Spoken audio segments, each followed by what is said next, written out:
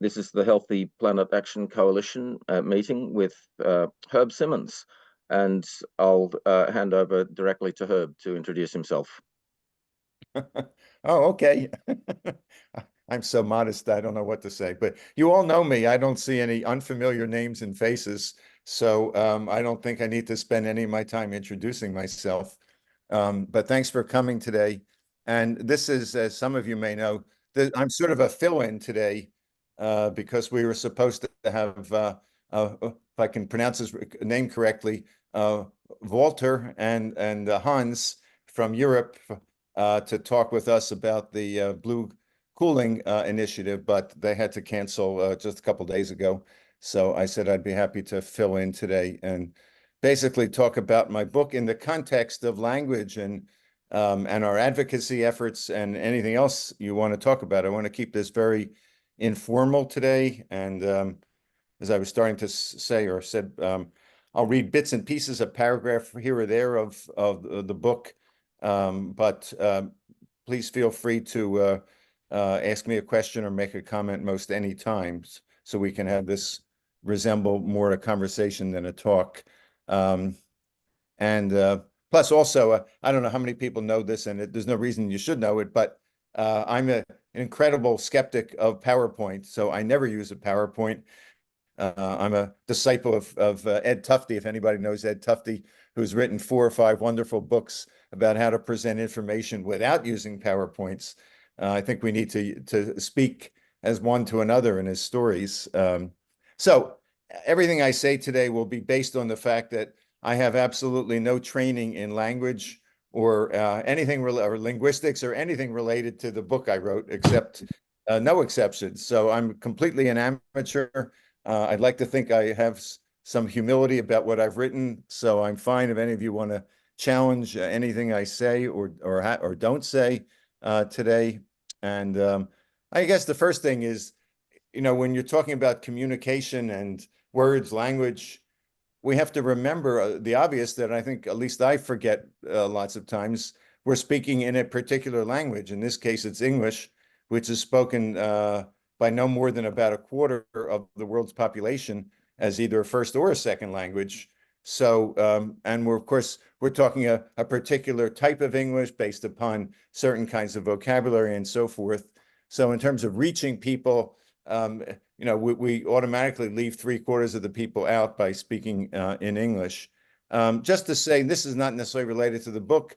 Those of you who were on the advocacy work group, I think I included this in the memo I sent a week or 2 ago. The 3 sort of rules, and every rule, of course, can be broken and maybe needs to be challenged or broken. But the 3 rules that I learned from the people who studied climate communication and most communication. So if you want to be effective, be simple. The simpler the message, repeat it and repeat it and repeat it until you get bored as hell with it.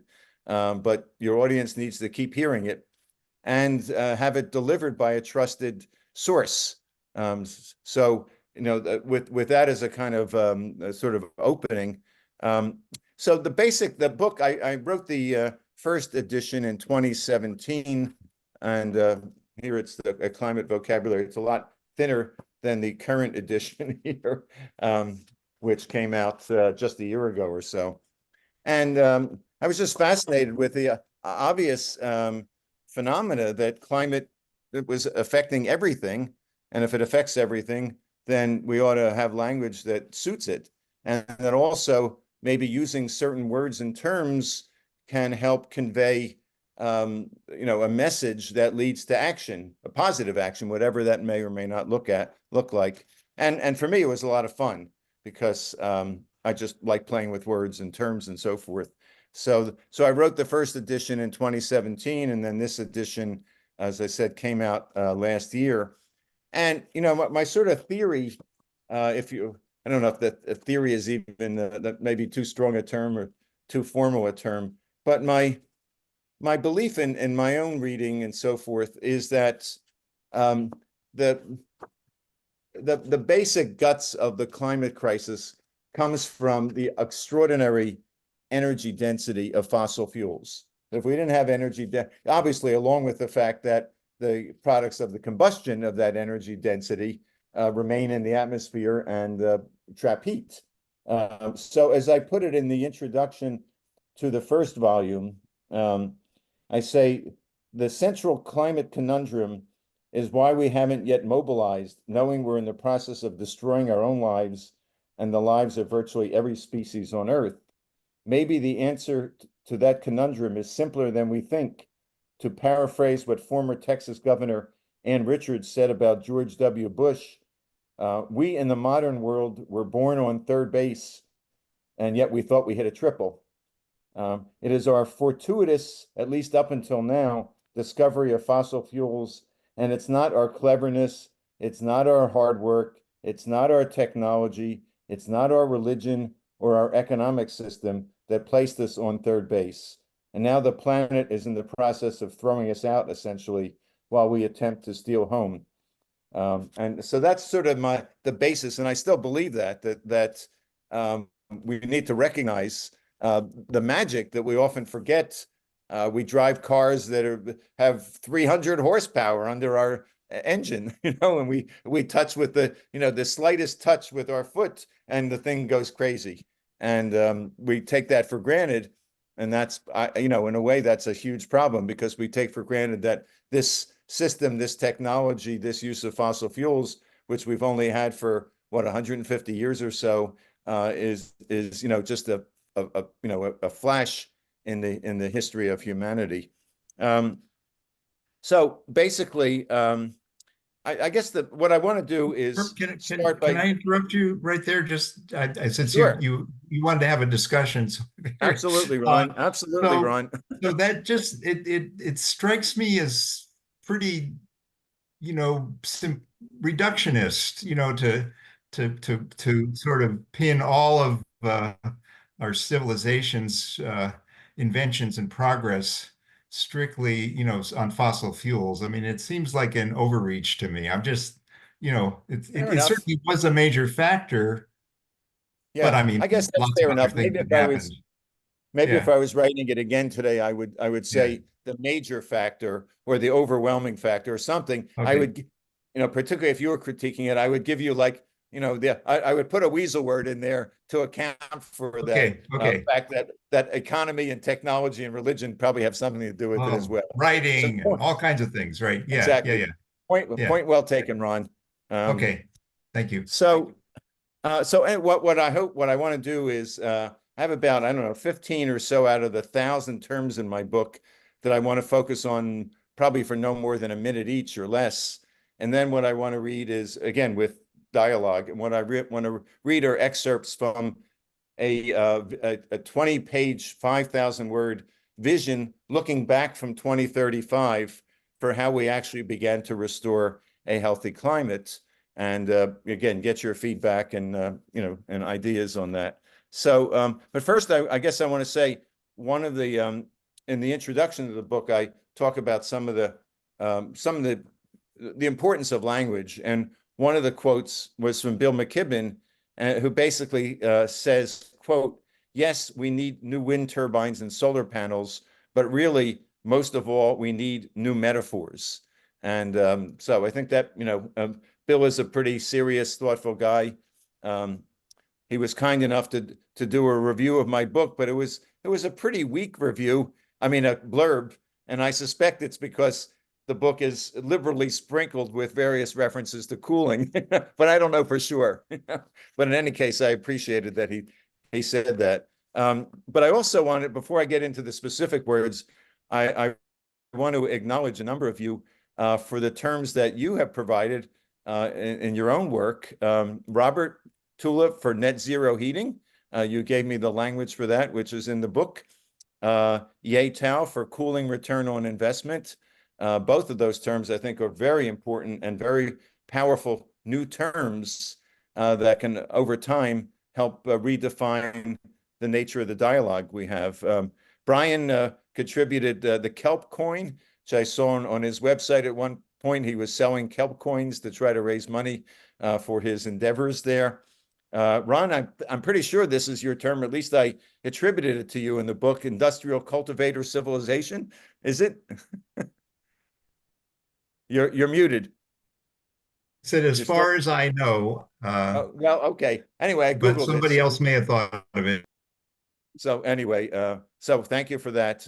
So those are at least four of you who have contributed your own terms, and there's a few terms that I came up with that that specifically relate to cooling that I want to mention at first.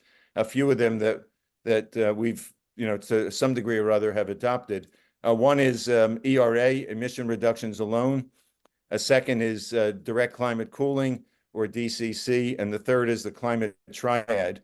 And so, again, that was part of the reason in writing the book, was to try to think about ways to convey the concepts that we all embrace with a new language that hopefully is both simple and understandable and distinguishes it from previous languages. Though obviously, anytime you introduce a new term and there's an existing term, there's the argument, which can be very legitimate, that you're just confusing people. Why don't you just keep on saying geoengineering or whatever? You're adding, I mean, there's probably 10 different terms for cooling, and I list them somewhere. So, it's not black and white whether to do that. Another term that I came up with is based upon the term that I think probably most of you have heard, mitigation deterrence, the concept that cooling can basically help deter through the moral hazard or otherwise our efforts at mitigation. Well, I basically flipped that around to cooling deterrence, essentially arguing that mitigation is deterring cooling. So, I think that's an important term. And then I simply played around with one of the terms, the Arctic amplification, and came up with Arctic de-amplification, which I was surprised to see, at least when I Googled it last year, did not exist. So those are some of the sort of cooling related terms that I came up with. And again, thanks to those of you who came up with your own terms that I've just mentioned. A couple other cooling related terms that Oliver Morton, who we had as a guest last year, came up with. Termination shudder, which is basically his argument that many of the scenarios for SAI basically are not putting so much sulfur into the sky that if you terminate them, it's not going to be a shock, it's just going to be a shudder. And then he calls those who are in the business of creating SRM veil makers, to create essentially a veil over the planet. So those are two of the terms that I added from his book and his work. So let me just stop there. Any questions or comments on what I've said? Yeah, I certainly do have a couple, Herb. Yeah.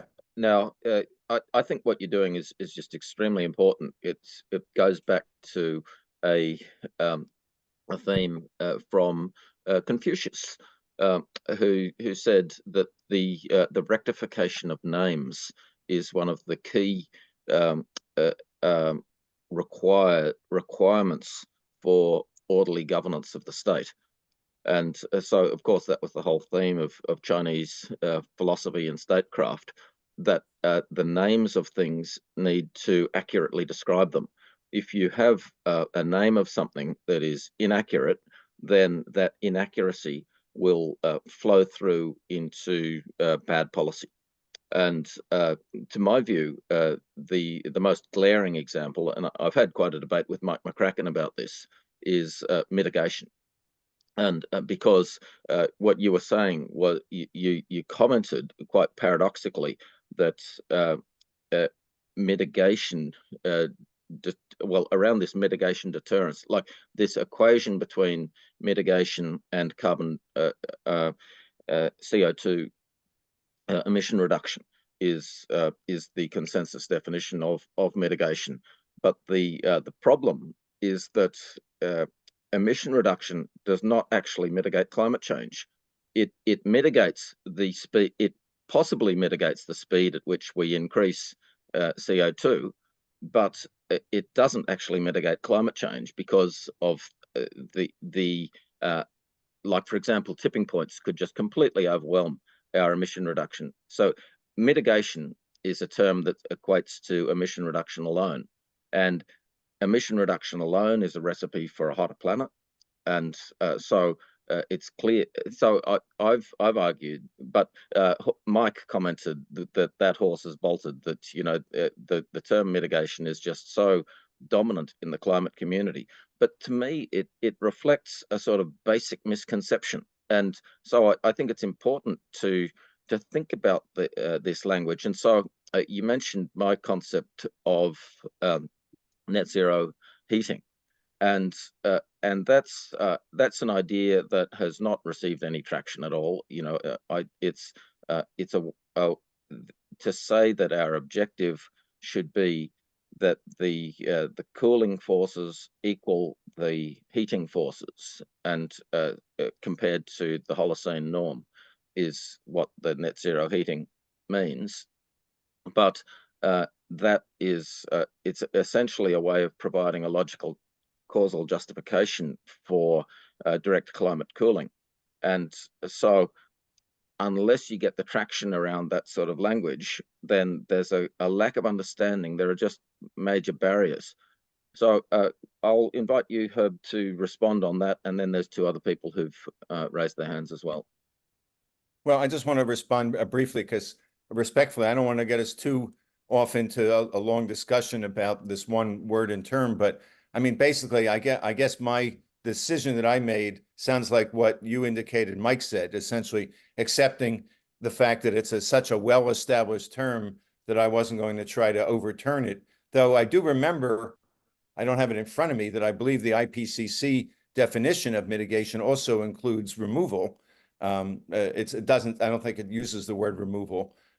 So, it's, and then there's the famous quote that I'm sure most of you have heard, that relates to what you just said, Robert. And that is the quote from John Holdren, who is the science advisor to President Obama. And I wouldn't be surprised if you know him, Mike, I don't know, but he said, we basically have three choices: mitigation, adaptation, and suffering.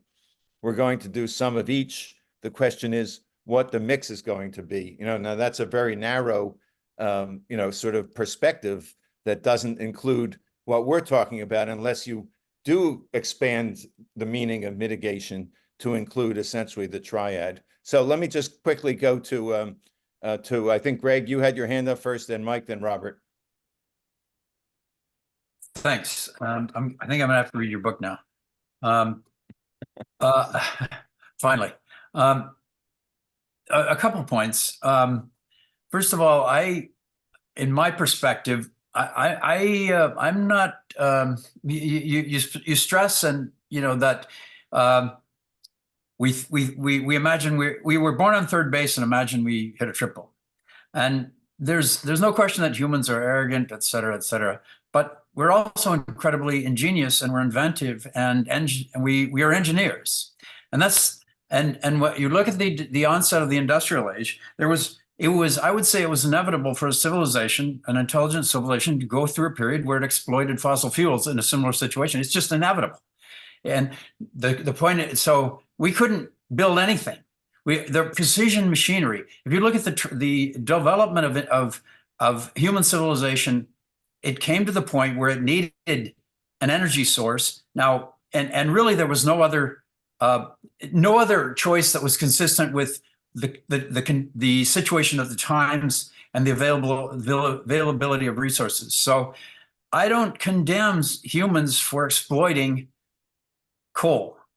Well, if I could, Greg, I don't either. I don't either. Well, I mean, I don't think it's. I mean, we were. I don't. I mean, we suffered mightily to make it to third base. Is all I'm saying. Now, I mean, this is not essential to your argument, but the reason I say this is because I'd like to give a nod to people who are proud of the progress of civilization.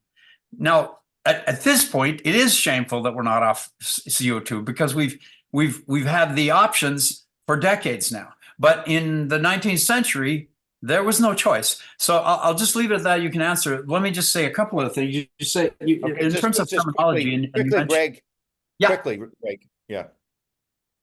Okay. Oh. So the other term was well, you mentioned that that it's pointless to try to overthrow a term that is so deeply rooted, I would put as a possible counterpoint global warming. You never heard that term. That is, global warming is essentially the root of everything. I mean, that's what drives everything ultimately. And as I understand it, the Bush administration, their PR team didn't like global warming, and so they actually introduced climate change as an alternative, and they successfully not pushed global warming out. Now, I mean, you see it here and there, but it's hardly ever cast as that root cause.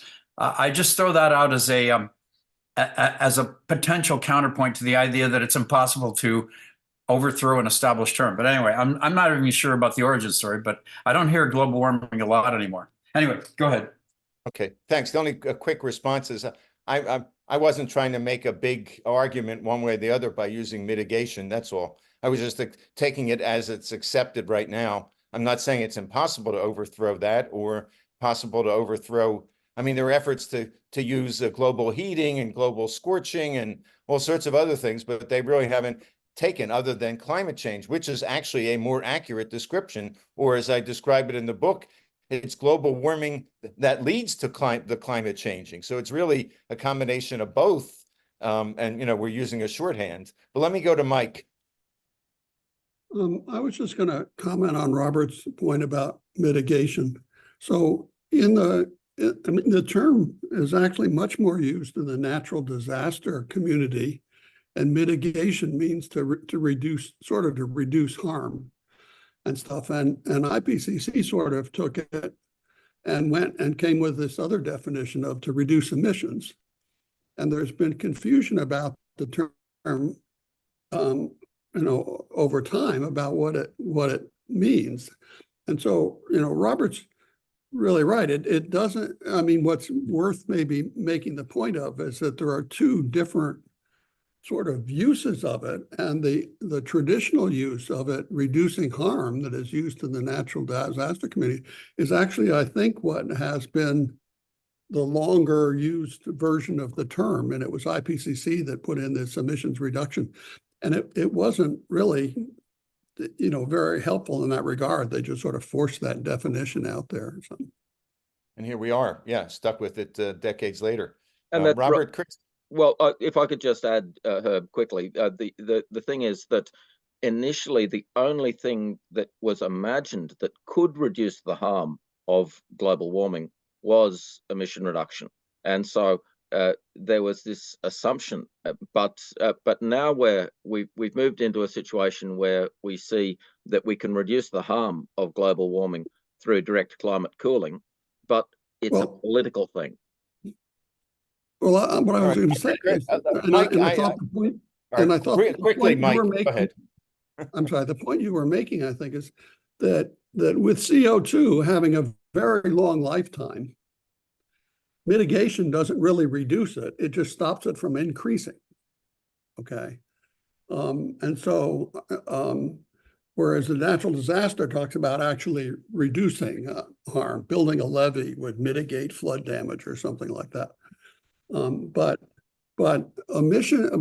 reducing the emissions of CO2 doesn't really end up lowering its concentration, except over rather long time scales. So it doesn't reduce harm; it just stops it from getting it worse. Yep. Okay, I'm going to turn to Robert. Robert. Yeah. Thank you for staying up. Thank you for staying up so late, unless you've flown over to the U.S. or someplace where it's earlier. No, it is quite late here. I might fall asleep halfway through the session. So it's quite late. No, not to worry. I just wanted to make the point that Robert has just made, really, that the language is trapped in time. So we're still using some language in this discourse that emerged back in the 70s and the 80s, and particularly when the IPCC started.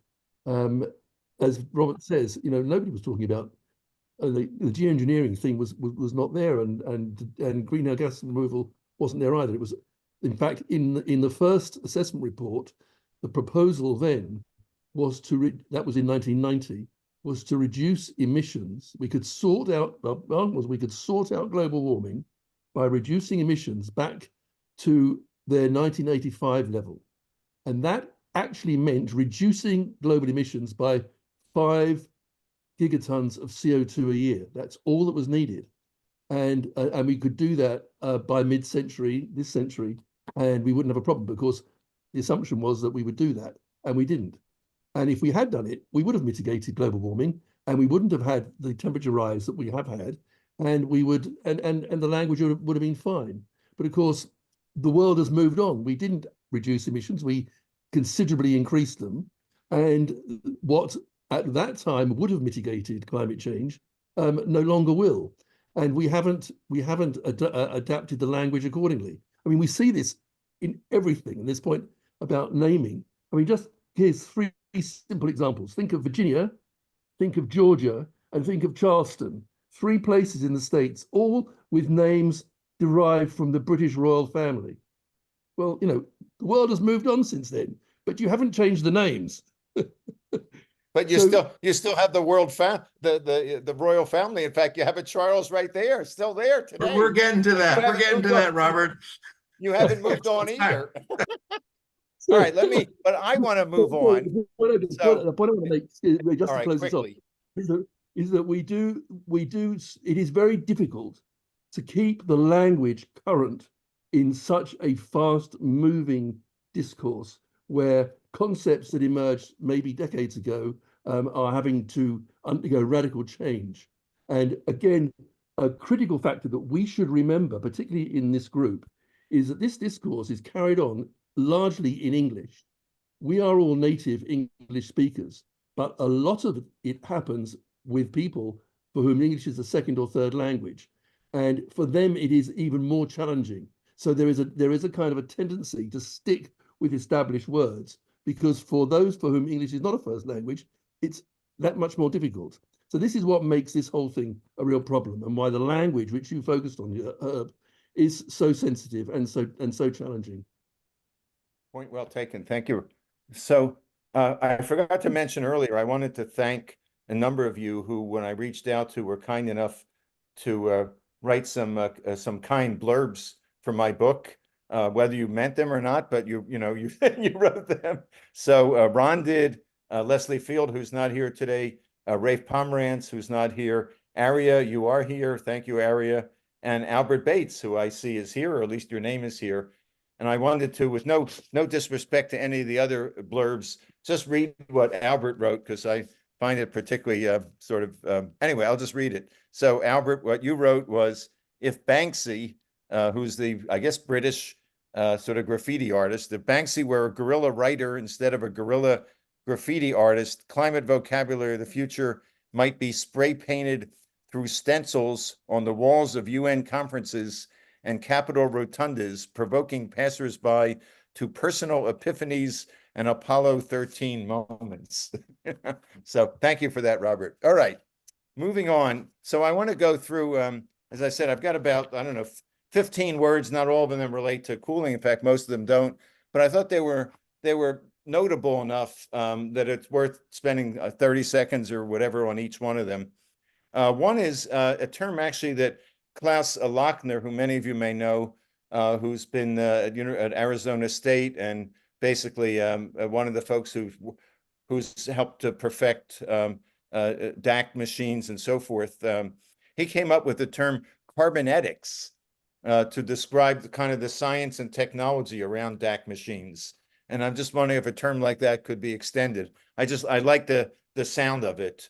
The next term is catagenesis. And I suspect, Robert, Chris, you might appreciate this, because the person who came up with that term, and I forgot to write down his name, it's in the book, basically describes it as a cata being destroying and genesis being new, that basically the creative set of institutions and ideologies and human energy that will come out of climate breakdown and climate collapse. What emerges from that, catagenesis. Similarly, the term that another author came up with, catastropolis, basically metropolitan areas, metropolises, metropoli, if that's the right way to say it, that will be enveloped in catastrophe of one sort or another. a term that I came up with that's not the most melodious term, but I think a very important one is what I call alignment, which is basically climate alignment. That if you think about it, in order to, and this is not nearly as true for cooling, but certainly for emission reductions, in order to get to anywhere near zero, we basically need to align the behavior of 8 million people, 8 billion people.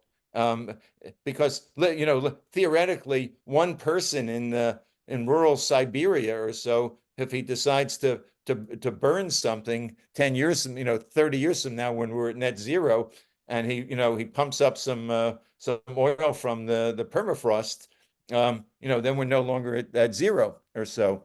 So the need for aligning our efforts, whether it's us as an organization or the world, and again, with 200 countries, 8 billion people, and all the rest of the diversity, is it any surprise, and the energy density, of course, of fossil fuels, is it any surprise that we've made so little progress on decarbonization?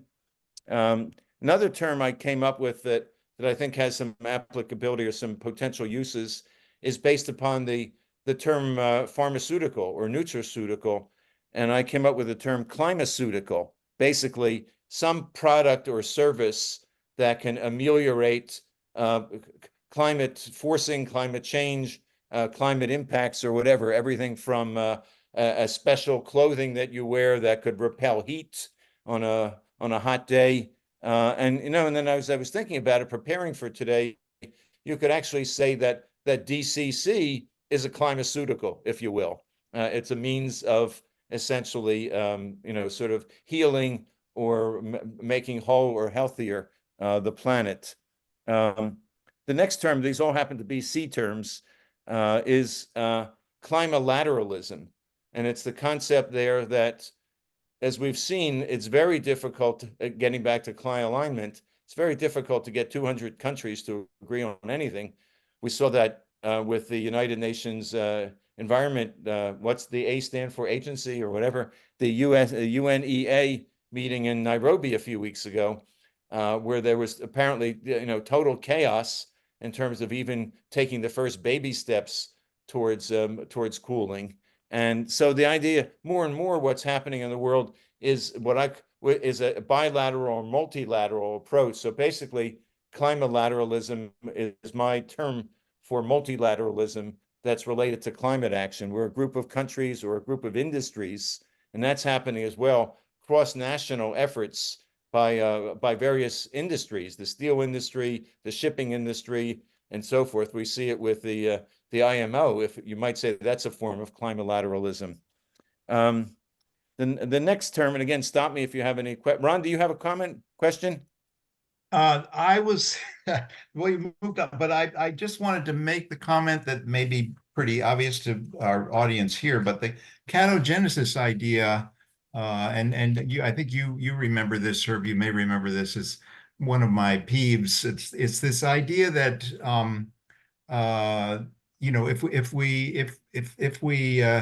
if there's mass suffering, if there's a calamity, then people will get it, and then we'll solve our problems. And of course, the problem with that is, if you have a real calamity, then things can get much worse rather than better, because all the social infrastructure, physical infrastructure, the ability to live. I mean, desperate people don't necessarily make good decisions, and they don't necessarily cooperate more with each other. They tend to do the opposite.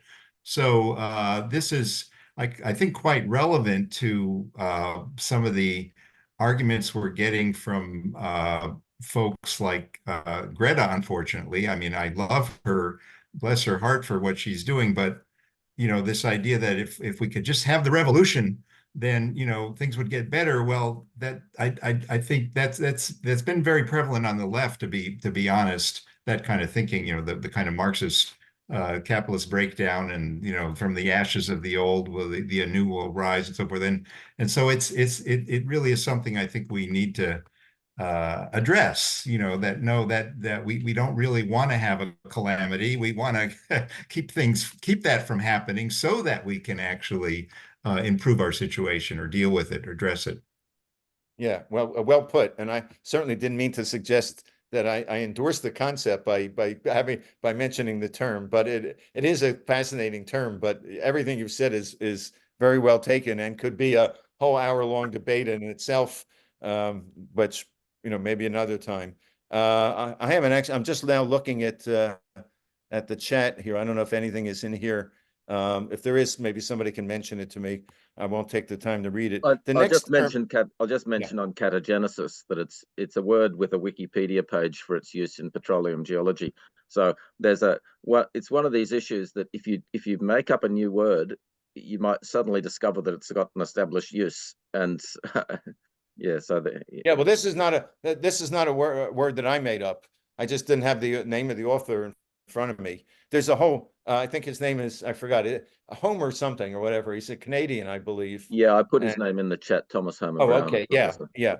Right, exactly. Well, that's exactly it. Exactly. And by the way, just methodologically, when I tried to see if the terms or words I came up with were really new, I usually tried to use at least 2 search engines.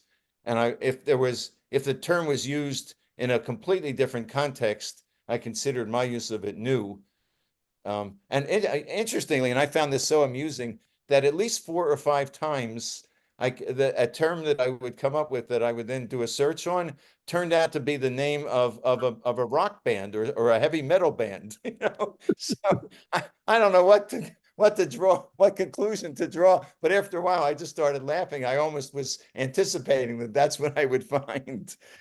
So anyway, the next term is climatocracy, basically, and this relates to what some have called eco-fascism, the fact that with the increase in migration and the backlash to that, the backlash to the backlash from the fossil fuel companies and whatever, and their politicians that they own or influence, that we may be moving to something that could be called a climate autocracy. There's also the interesting concept of what about, and this could open up a long discussion, which again, we don't have time for, but I just throw it out. I've seen it written that, let's say, and this of course happened under the previous head or president or whatever his title is of Brazil, who basically was raping the Amazon, which had incredibly negative consequences for the whole planet. So under what circumstances would it be justified for another country to invade or otherwise try to interdict an action that had such dire planetary scale environmental consequences? Could we have the United States legitimately have said, we're going to go in and overthrow that president, or station our troops to stop fires in the Amazon because it's affecting us in the United States and everybody else? Anyway, so the concept of climatocracy is sort of my attempt to begin to get at that I think, a series of questions and possibilities that are all too likely that we'll have to grapple with in the coming years and decades. Okay. The next term, I don't see any hands up. The next term is what I call climate contributory negligence. And by that, I mean, I think many of you may be familiar in the law, there's the concept of contributory negligence. So if there's an auto accident, you might say that 60% of the accident is the responsibility of driver A and 40% driver B, rather than black and white. And what I was thinking of is, you often read about, I'm sure many, if not all of you, have read these sort of arguments where one side is saying that, in fact, I have a term, I think it's called the dirty 90. There was a study shown that 90 companies historically have accounted for the production of the vast majority of fossil fuels over the last 150 years. And they're the villains. They produced all this. If they didn't do that, we wouldn't be in the problem. And then, of course, the other side is saying it's all the consumers. The fossil fuel companies are only providing what the consumer wants. And and my own view is it's both. It's an ecosystem. And so I came up with the term climate contributory negligence. Though it wouldn't have to be negligence, but the climate contributory responsibility to address the fact that there's shared responsibility for a lot of the mess that we're in right now. Thoughts, comments on anything I've said there? All right, I'll move on. This is just a term that Ron has a comment. Go ahead, Ron. Oh, sorry. So again, I'm I'm always kind of slow on the uptake, but oh, there's Mike, also good. On the climatelateralism and your various terms for what was the other one? Anyway, Climate alignment, yeah. You have to get everybody aligned, climate alignment, whatever. It's interesting, and I think actually, Robert, Chris is probably very familiar with this as well. I understand, Robert, you've had some conversations with Simon Sharp or communications with him.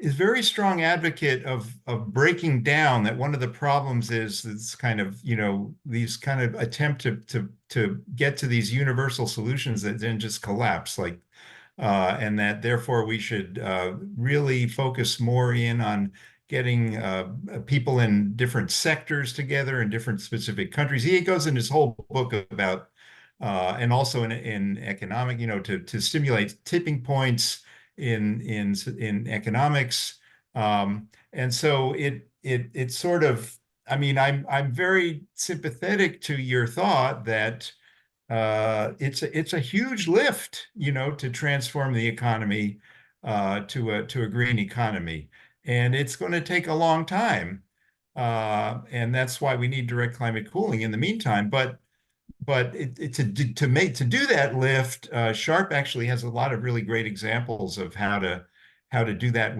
by more focused diplomacy and more focused economic policy.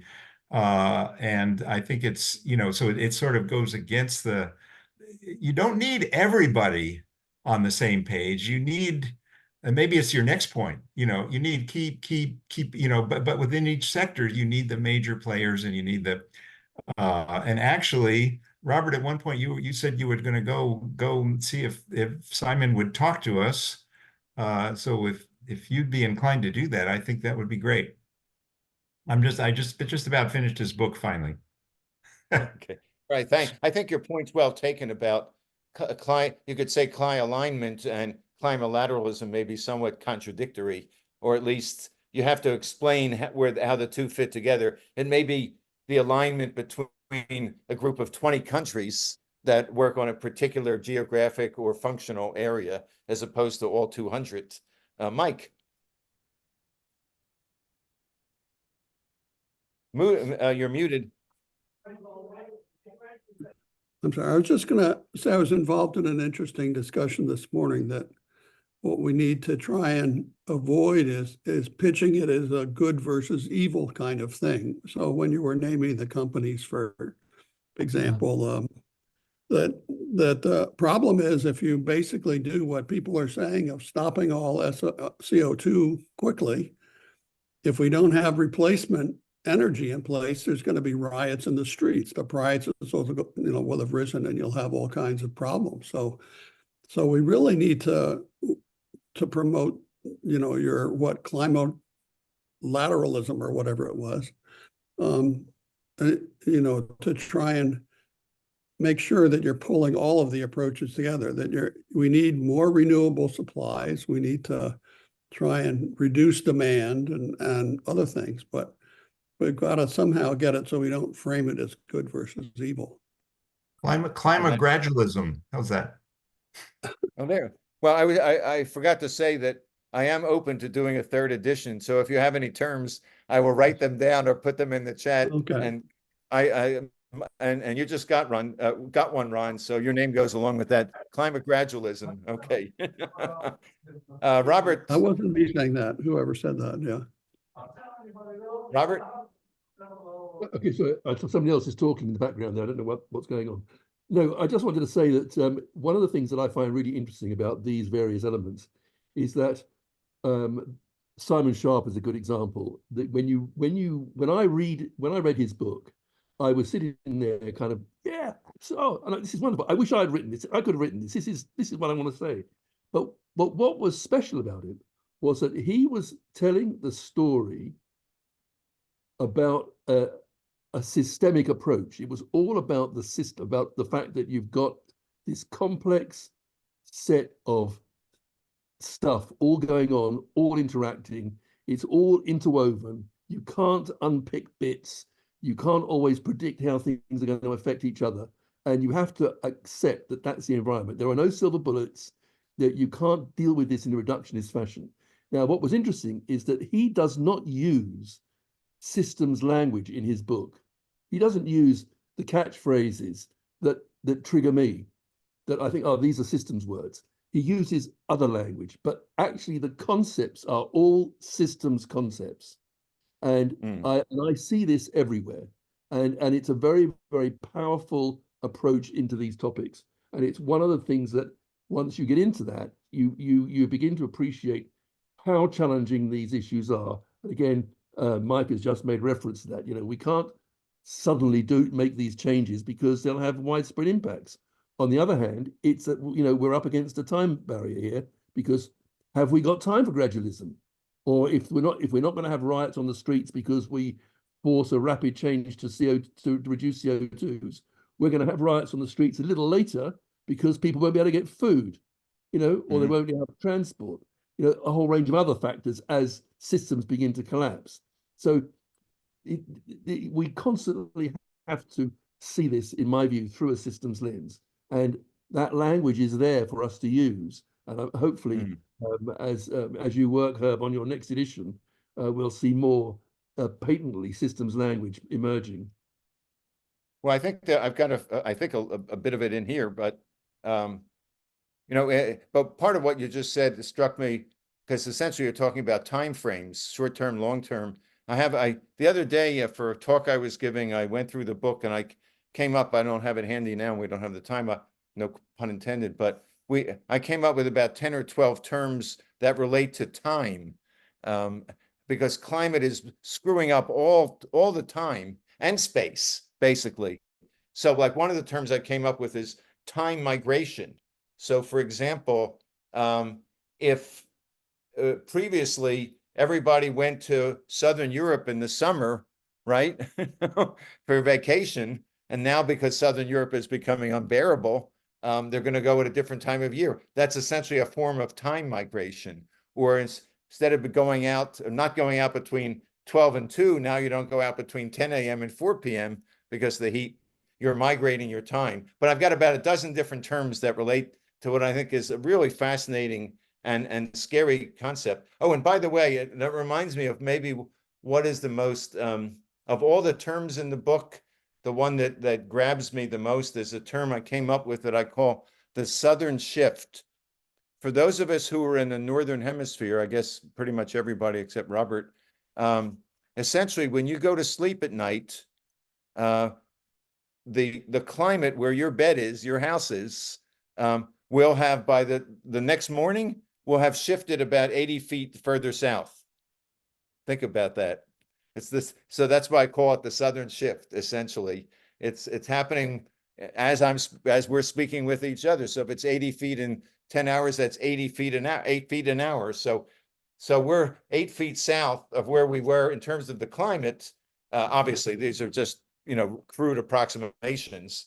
You know, as we're the hour and a half that we're spending right here. That's and I came up with the term chronosphere. Chronos have relating to time, to basically talk about this whole phenomena of time, you know, everything shifting in terms of time when you do the spring plantings and a million other things that you know, the climate you know, is forcing us, whether we'd like it or not, to have to deal with. So I just want to mention one other term, go ahead, Mike, quickly.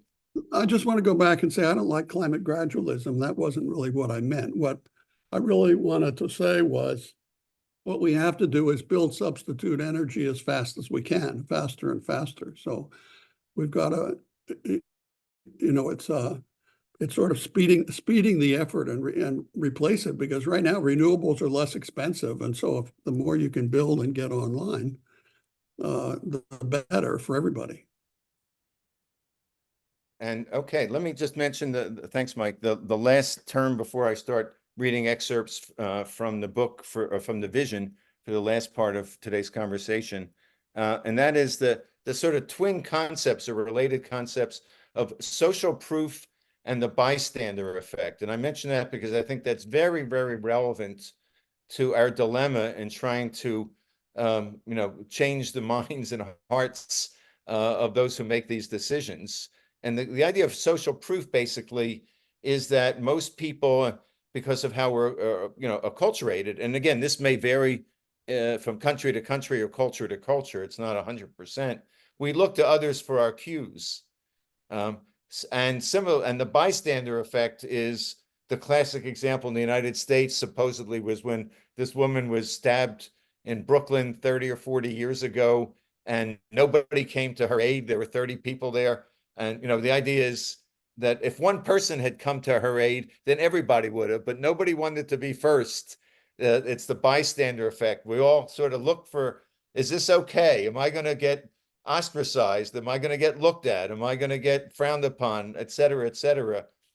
And I happened to have a conversation with one of the solar engineering, solar SRM researchers that I think many of you know. I won't mention his name, just I don't know why, but anyway, this morning, and we were talking about that, and he was saying so many of the people that he talks with, people we know or know of that are key people in this whole ecosystem, say privately, of course we need to do cooling, but they will not publicly say it yet for what, because of probably mostly because of the concept of social proof, that they don't want to stick their neck out. It took, Jim Hansen to basically be the first prominent scientist to do that.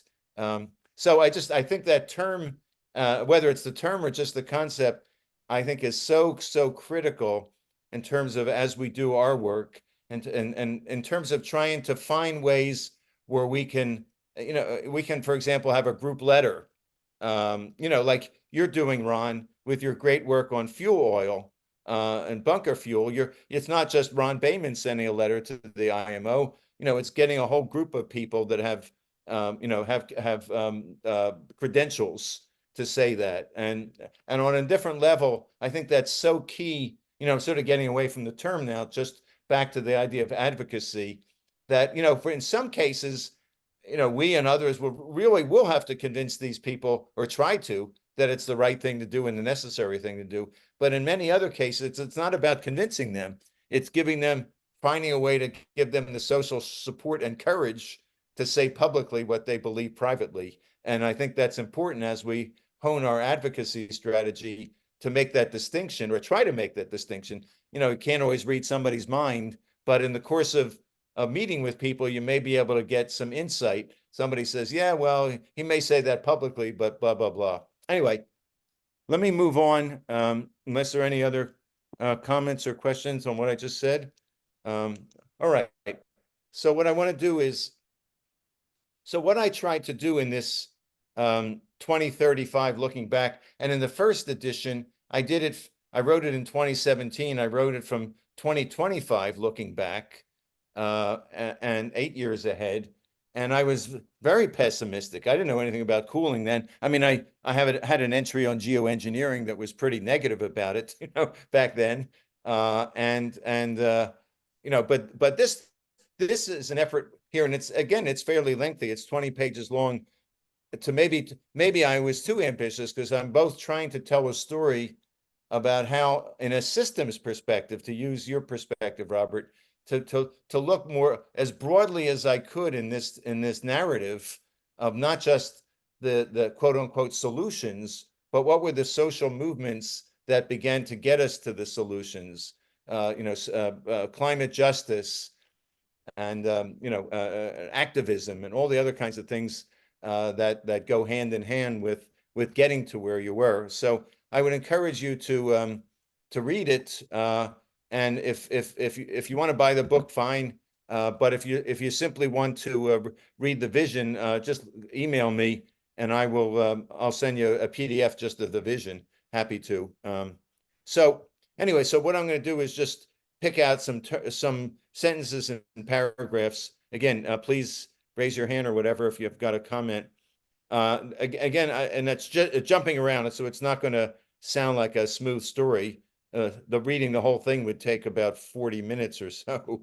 So I'm not obviously going to do that. But one of the things is I think it's really important, for, at least from time to time, to emphasize that we've got these twin ecological and climate crises. They're distinct, but they overlap dramatically. And either one can take us down, can take humanity down. And if we don't get if we get a handle on one without the other, we're not going to be a whole lot better. So I use the term, this was out there, but I use the term the bioclimactic emergency caused by the twin ecological and climate crises had clearly peaked. This is in the year 2035.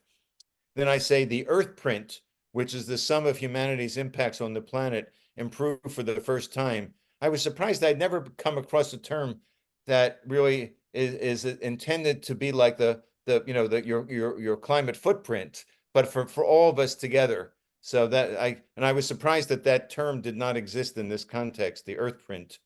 So why did this happen? The ERA, emission reductions alone strategy, pursued for 30 years in a tragically unsuccessful way, was finally abandoned by the Climate Commissariat in 2025. So that gives us another year or so. Okay. A new strategy, the climate triad, had been embraced by countries and interests typically at odds with each other.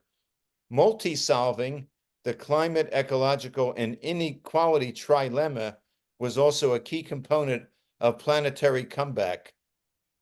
Increasingly common bifocal behavior focused both on the immense minute-by-minute challenges while never losing sight of longer-term goals was an essential ingredient of the PRP, the Planetary Repair Project.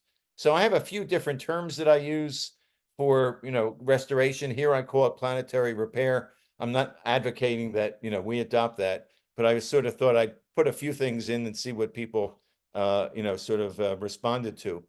Everyday life was characterized by a kind of punctuated disequilibrium. I don't know how many people are familiar with the evolutionary term punctuated equilibrium by Stephen Jay Gould and Niles Eldredge, which basically said evolution goes smoothly, except every now and then it goes crazy, and then it goes back to smooth. So I sort of, in a very pessimistic term, saying it's punctuated disequilibrium. In other words, it will never go back to something smooth. It'll just be chaotic all the time. So I say intense intervals of all but unbearable chaos, broken only by intense intervals of all but unbreakable chaos. The disaster denialism, so common and so destructive in earlier years, was swept away as rapidly as the beneficent beach bungalows owned by the mega moguls there. And then I say in this next term, and I'd like, interested to get your feedback on this. I think it's a very important term. I say constant, mostly ineffectual adaptation and readaptation was all that could be done as the law of diminishing adaptive capacity, the initials DAC or DAC, also DAC, dismayed, discouraged, and often defeated downcast denizens most everywhere. And to me, that's a very important concept, that as things get worse and worse, our ability to adapt to them is going to get more and more difficult. So it's going to continue to diminish, which is one of the compelling reasons why we need to do DCC now, because even if the climate allowed us to do it later, the societal functioning won't be there in 10 or 20 or 30 years because of our ability to adapt to these changes. So I think DCC is an important term. Planned collapse became the new rallying mantra, though it sure felt like unplanned collapse. Let's see. All right. Let me go through these. And then I use the term a couple places in here of underwarning, that basically there wasn't enough warning. It was that the messages that got out to the public underwarned the public of what was coming there. And one thing I found in doing in my reading was that there's some evidence that as heat increases, that wind speeds will change, and in the northern hemisphere may actually slow down due to the heat, thus harming obviously the ability of the capacity of wind turbines. So I call it the great stillness, often curtailed wind energy. And then let's see. And then I talk about the cryosphere, the icy part of the Earth. So the accelerating loss of glaciers at the third pole, 500,000 tons of ice. I hope I got this right. I did a little back of the envelope math. Thawed while you read this paragraph. Yes, you heard or read that number correctly. Blood and watermelon snow accelerated the ice loss by lowering the albedo. Polonia, open water surrounded by ice, proliferated. And then I continue on with many of the other horrors that I go through. Heat and then another term, probably many of you are familiar with it, that I think is really a huge barrier to action is the concept of the shifting baseline syndrome. The fact that we get used to what's, we focus back on what happened a few years ago and not 50 years ago. So like for most of us of a certain age, we remember when we were young in the car with our parents and, the proverbial thing that you take a long drive and your windshield would be splattered with insects. And of course, you never see that anymore. But does anybody who's 25, your kids, do they even remember that? Probably not. So they don't even, in other words, the baseline has shifted to something. So it's like, they're not concerned about, oh, that's a pretty bad indicator. They don't even know it exists. And how do you deal with that? There's no easy answer to that. One of the terms also that I thought is helpful, when I read about the fact that some European cities last summer basically regulated the amount of cooling or air conditioning you could use to a very high degree, temperature like 80 or 82 degrees for energy conservation. So I call that comfort rationing, that governments essentially will have to start comfort rationings. And then also the power, speaking of new terms versus old terms, the power of all the new terms that have emerged to describe these extreme climate events, I think is very compelling as part of the story. Flash droughts, rain bombs, atmospheric and flying rivers, marine wildfires, blue blobs, dead pools, warming pools, and even the jacuzzi of despair were emerging climate phenomena that fascinated and terrified. Ghost forests outnumber living forests in some coastal areas. Ghost forests being the forest where the water infiltration, saltwater infiltration of forests along the coast, certainly in the southern part of the United States, is basically killing most all the forests.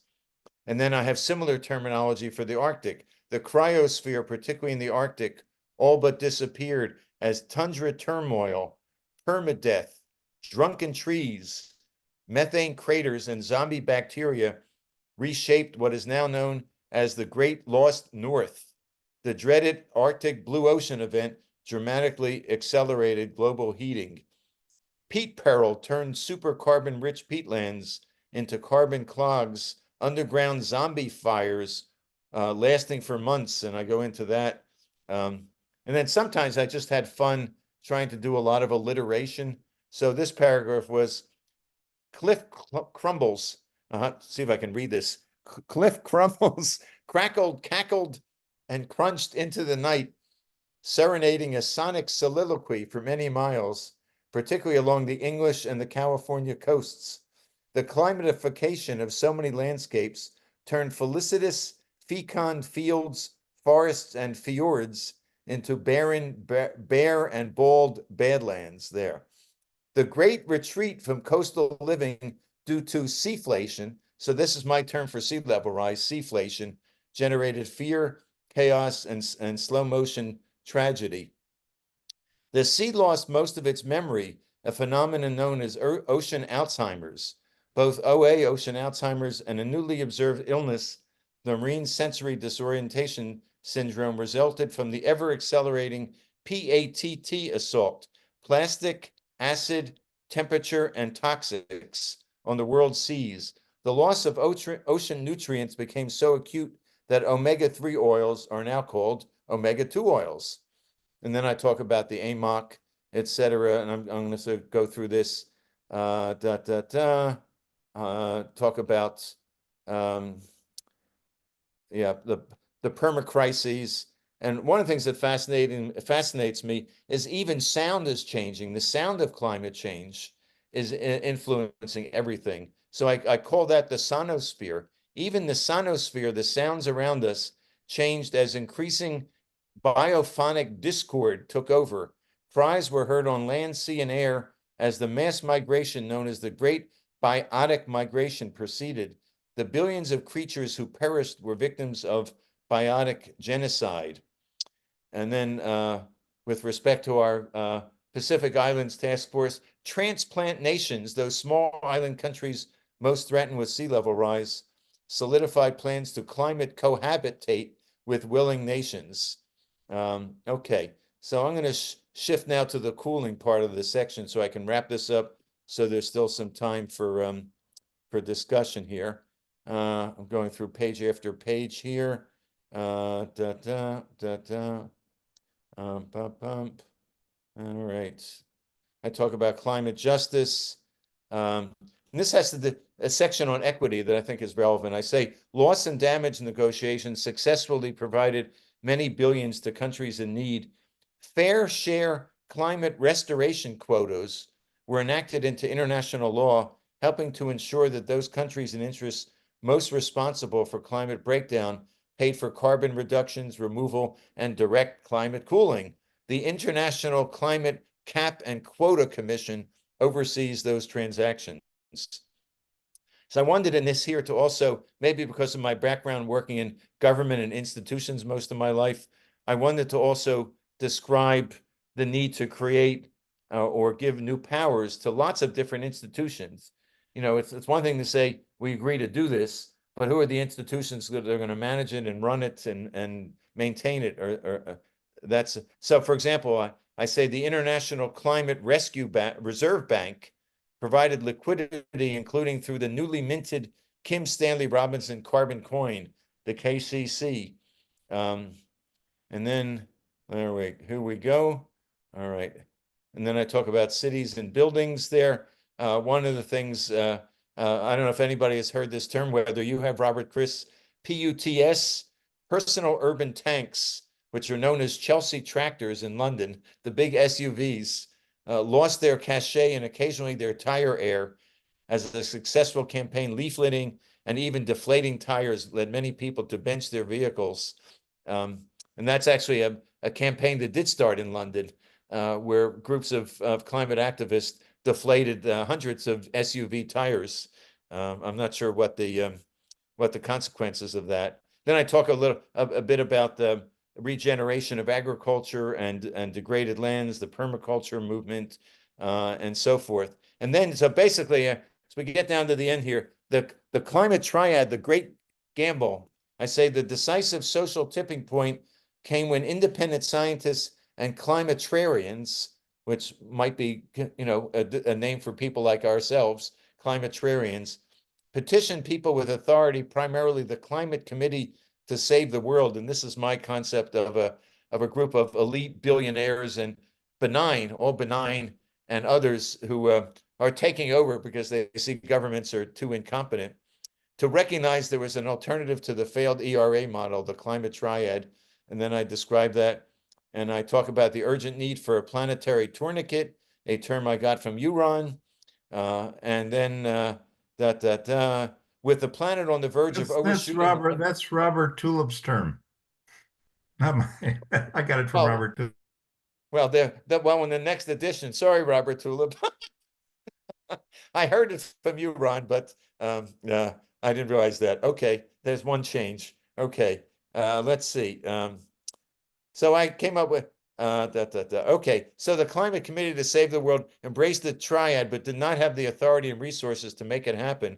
They hit upon the idea of creating a planetary trusteeship, linking together willing democracies, anocracies, and even autocracies, together with the meganaires, the climactivists, the techno-hubris, the bright-siders, the doomists, the deep adaptationers, and even some inactivists, reactivists, and deactivists.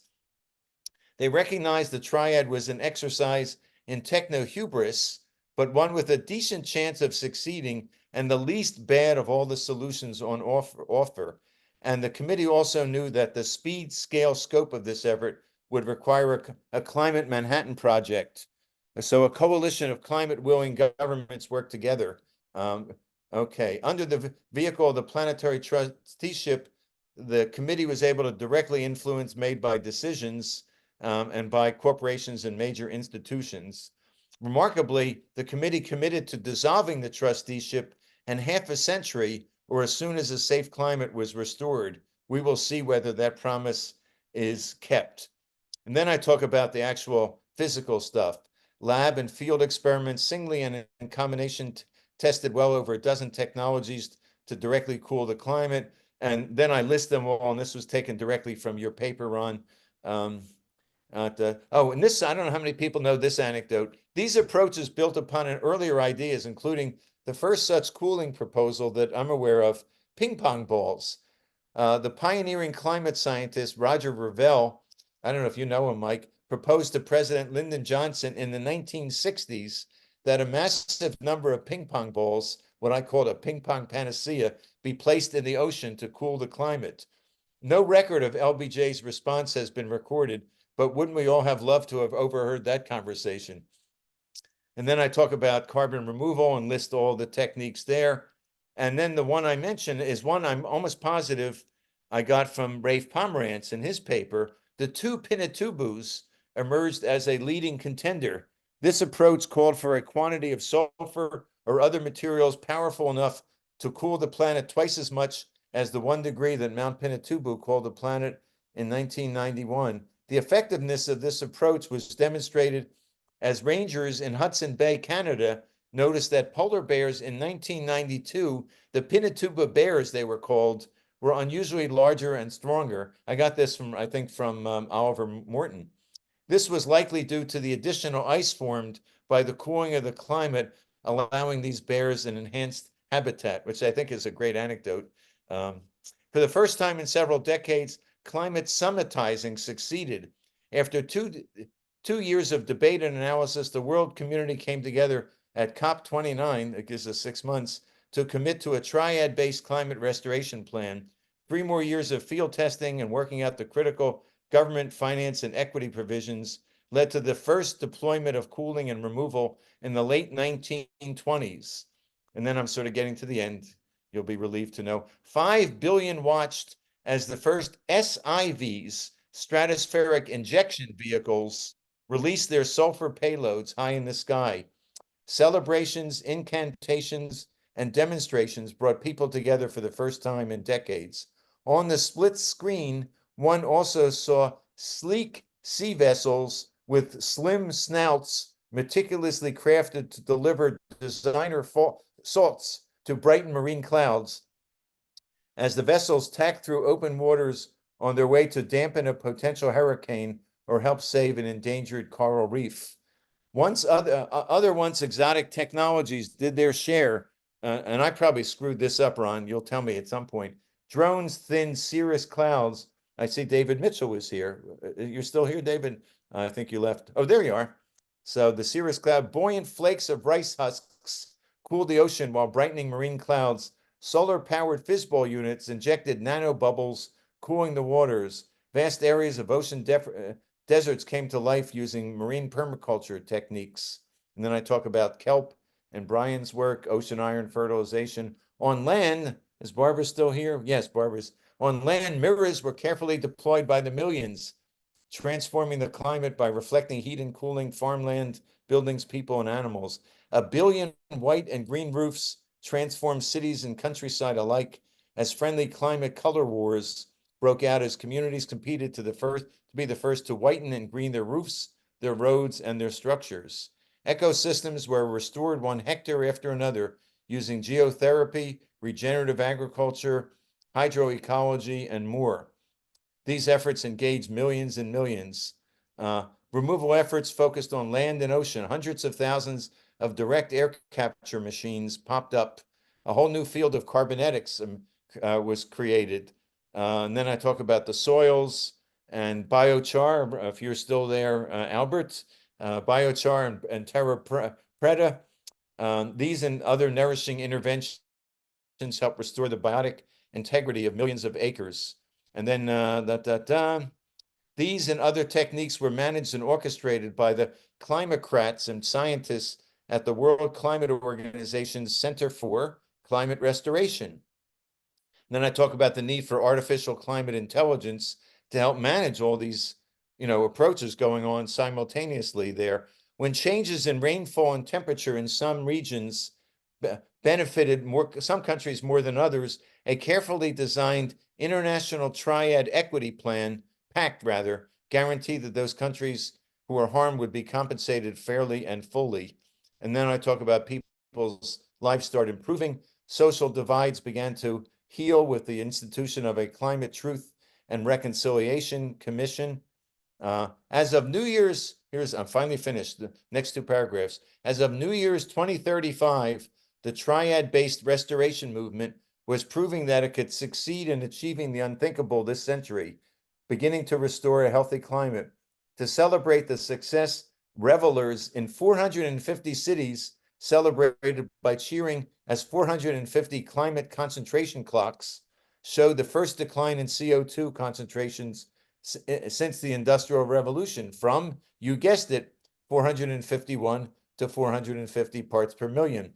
Restoration inspired billions to turn from social media, Kim Kardashian, fast fashion, drug despair, enervating energy battles, and false fascist allures to the most exciting challenge of all, rebuilding a thriving, healthy climate by meeting the one generation climate challenge. We finally find ourselves on the path back to the sweet comfort of ecostasis, with harmony within and between the planet's ecosystems and life. And there we go. So we got 10 minutes or so. Robert? Yeah, look, I just think it's great, Herb, what you're doing, because pretty well all of the literature that we have about the climate future is in the genre of dystopia. And so, dystopias like The Road and like even Kim Stanley Robinson is a bit guilty of dystopia in some of his novels. Just this sense of pervading doom and loss of hope. Whereas I think what you're suggesting is a very hopeful picture that human intelligence has got the potential to overcome the challenges, and that's a message that I think is really important, but really hard to break through with, and so like people would say, it's just utopia, but like finding some sort of balance there, that's got a level of realism. And yet this sort of backcasting method that you're using to imagine a world where we've somehow sort of got through the really narrow avenue of possibility in order to get to a sustainable future without collapse is just imagining how that could be done is a really central precondition for the possibility of doing it. Well, that's well put, and that exactly describes my thinking in doing this. 4 years ago, I wrote a similar vision for my county about how we decarbonized and pulled down CO2. This is before my awareness of cooling, and of course, like for a county to do cooling is pretty problematic. But so I did it there, and it had a positive reception. So I thought I'd try it here. And interestingly, even though I'm a little embarrassed to read it, but since you brought it up, you brought Kim Stanley Robinson up and his dystopian. So the backstory is, some of you, if you've seen my emails, and I quote a couple of words in my signature from his blurb on my book. And I thought, geez, I wonder if I could get an endorsement from Kim Stanley Robinson. Oh, that's impossible. But I remember Leslie had invited him to speak at her class. So I thought, well, she's got his email. So I wrote to Leslie and she gave me the email. I put it away for a month. Finally, I stopped procrastinating. One day I sent him an email with the PDF of the draft. And within 3 hours, he wrote back, because I said, I'm sure you don't have time. And he wrote back and he said, you're right, I have no time at all, but I took a quick look at this. And then this is what he said. He said, this book, I probably shouldn't read it, but I'll read it. What the hell? This book is a science poem, it is an act of cognitive mapping, a great clarification, an inspiration, a prophecy, a utopian science fiction novel, and a spur in the butt. We can create a good Anthropocene, and this book helps us to understand how. Also hilarious. Dive in and see. So anyway, so even if he writes dystopian, he was impressed that I did something more positive. Other comments, questions? Invite him to an HPAC meeting, Herb. Well, have you ever seen any of you seen him speak? No. He's a wonderful. I mean, he's such a thoughtful, yeah. I mean, I guess, yeah. I mean, I absolutely could, and we'll talk about that. But I mean, in addition to the brilliance of his writing, he's just a wonderful guy to listen to. Really, a real humane. There's a Yiddish word, a mensch, a real mensch. So he seems anyway. So that's a good idea, Ron. Other thoughts, comments? Well, there's a couple of references. Oh, I was just going to say, it's such a fabulous review. I love that. And I'm glad that you shared it with us. I was so impressed that you got that. And he was just amazing that he came out with that so easily, because it was just so beautifully put and such a wonderful description of your work. Well, I literally I saved it 3 times, and I thought, how can I authenticate this? Because nobody's going to believe that I didn't just make it up. It was so over the top. In fact, I even wrote back to him and I said, is this the real you? So anyway, Bruce, you there, Bruce? Coming up. You're cutting brush in the back or building a deck or something like you're usually doing? Yes. Yes, of course you are. I'm set up for rain now. 3 terms and a quick comment. Do you have climate pollution? Interestingly, that I'm not sure I actually have that. I left out a couple of the terms that I probably I'll check. But anyway, go ahead. That's part of my next term, which is global warming psychology. What do you mean by that? Do you have the term global warming psychology in there?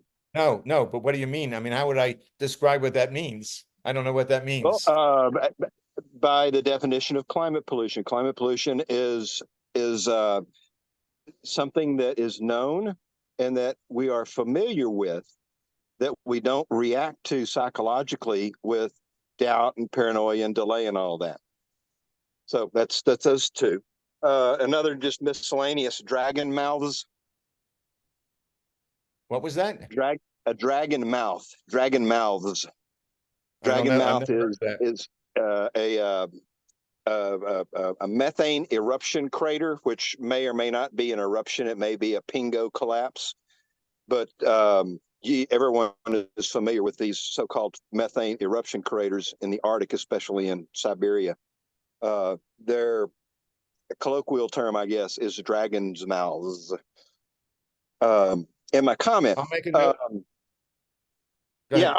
And 2 comments actually. One is I have somebody. I had no idea there was more than one person on this planet with a kind of brain that you have.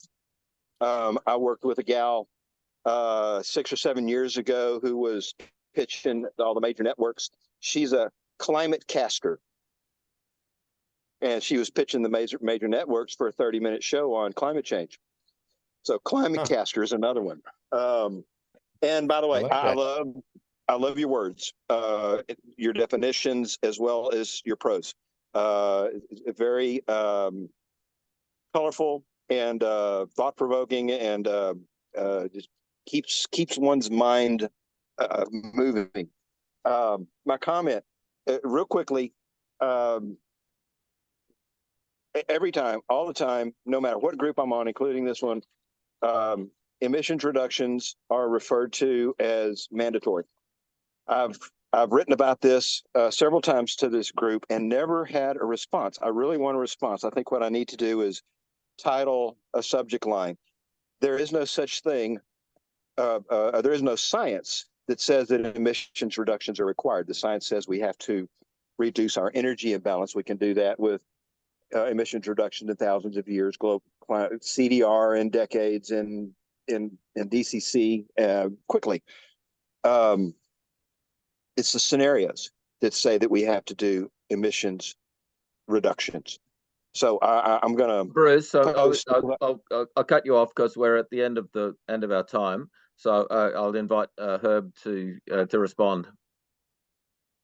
Well, I just thanks, Bruce, and I made notes on what you said, and thanks to Mark who put in the chat. I just clicked on it. A YouTube talk, it looks like, by Kim Stanley that looks back from 2071, so from 2 years ago. So I thank you, Mark, for that. And you know, thanks. Please, if you've got comments, if you'd like the PDF of the vision, you know, just send me an email. And if you have ideas for other words or terms or additional feedback, because obviously I went through a whole lot today, please, you know, please do so.